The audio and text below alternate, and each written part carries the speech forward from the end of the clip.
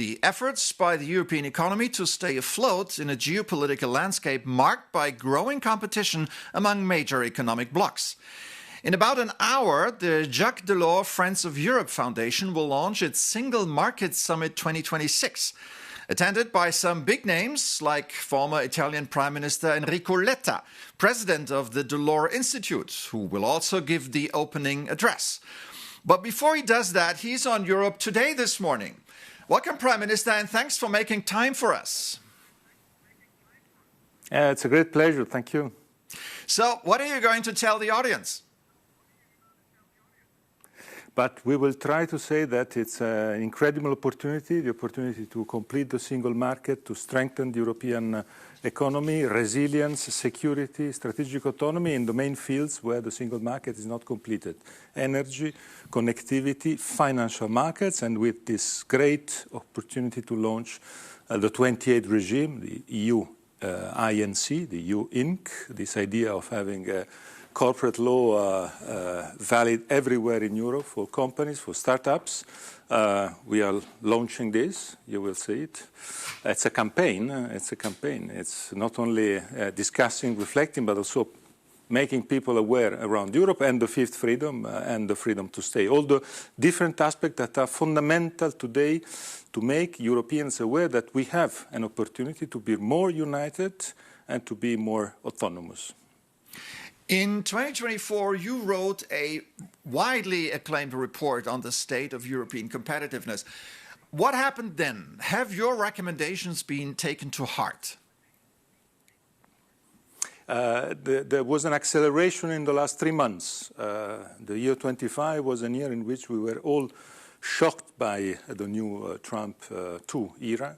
The tariff wars and the rest. Then Greenland happened. I think Greenland was a big wake-up call for all European countries and leaders. And since then, so since February, 3 European Council meetings and the one, April 24, that launched the strategy One Europe, One Market, 42 measures with deadlines. That is the most important part. Deadlines, Q3 26 to Q2 27, deadlines for each of these 42 measures, with the possibility then in 2 years' time to complete the single market and to complete this resilience. It's a great message to all Europeans.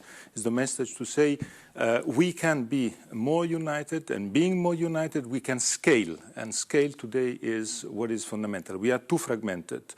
Today we will launch with main speakers. We'll have the opportunity to have the General Manager of the IMF, Kristalina Georgieva, the Prime Minister of Belgium. Belgium was at the beginning the one who launched the idea of a report on the single market with Spain and Sweden, the 3 presidencies. And I'm very happy to have today the Prime Minister of Belgium, Bart de Wever, who will be with us to conclude the event and to launch a campaign that starts here in Brussels, but we have the next date in autumn. We will be in Berlin, in Paris, in Stockholm, in Bucharest, in all the different countries.